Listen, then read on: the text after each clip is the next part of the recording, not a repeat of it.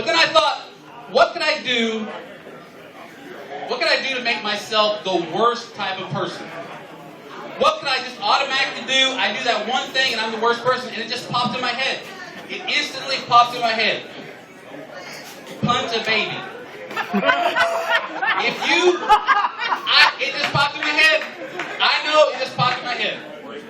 So I said to myself, that is a terrible thing.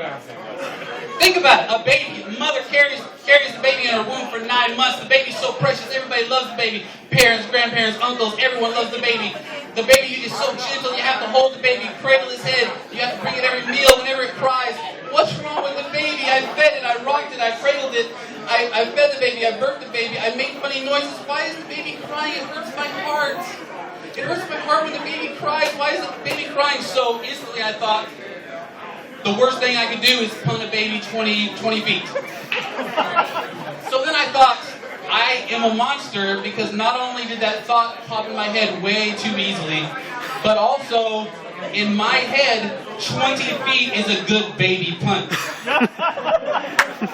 So I immediately was just quiet for about 30 minutes. I was quiet. No one could even talk to me. They're like, what's wrong, Ethan? I said, I don't want to talk. Later that day, I had an opportunity to hold one of my friend's newborn babies. They said, do you want to hold my baby? And I thought, do you want me to hold the baby? He didn't know what was going on in my head. So I thought to myself, you thought a bad thought, but that doesn't make you a bad person. You thought a bad thought, that doesn't make you a bad person. That's what I had to tell myself. So I said, I'm going to hold the baby. There's nothing wrong with the baby. There's nothing wrong with me. I'm not crazy. I'm not going to punt the baby. I can hold the baby. So I go over, I hold the baby, and what goes through my mind? Am I thinking about the miracle? Am I thinking about the miracle of birth? Am I thinking about what does this baby look like? Does it have his eyes or her smile? What I think about when I hold the baby is, there is no way I can punt this baby 20 feet. I would be lucky if I punted this baby 9 to 12 feet tops.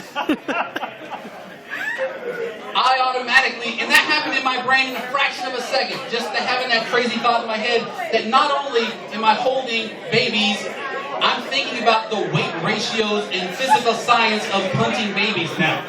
I'm a terrible person. But the part that really troubles me is the second part. I'd be lucky if I punted this baby 9 to 12 feet. That means that think about that, implies so much. That means there's going to be good and bad baby punts. There's going to be baby punts where the baby goes off the side of my foot. There's going to be baby punts where I miss the baby altogether. There's going to be baby punts where I kick a limb of the baby. But if I'm lucky, I'm going to hit the body of the baby, the meat of the baby, the sweet spot of the baby. If it hits my L of my foot at the exact right moment, I'd be lucky to get 9 to 12 feet. And that troubled me instantly. I handed the baby back. I felt bad. I said, I'm sorry. They didn't know what happened, but I just felt bad, even though I didn't do anything. But I was right. I was right. You got to hand it to me. I was right. If I did that, I would instantly become a terrible person. Yeah? Did you hear about Ethan Jaynes? Yeah, that guy that we saw in Huntsville the other day? Yeah. Remember he talked about punting babies? Guess what he did? He punted a baby. He is the worst person. He's the worst person. But you got to hand it to him. He was right.